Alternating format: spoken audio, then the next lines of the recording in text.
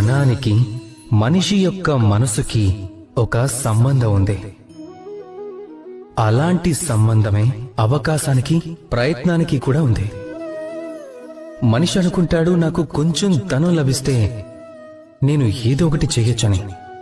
ధనం అనుకుంటుంది, నువ్వు ఏదైనా చేస్తే నేను నీకు లభిస్తాను అని.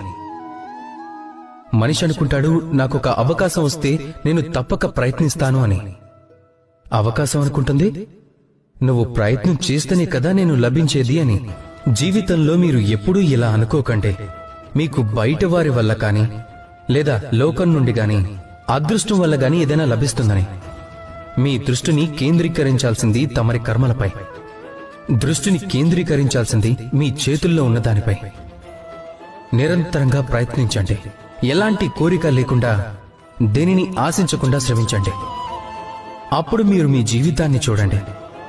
అది సాఫల్యం కానివ్వండి, సుఖాలు కానివ్వండి, ధనమైనా కానివ్వండి, అది అవకాశమైనా సరే, స్వయంగా మిమ్మల్ని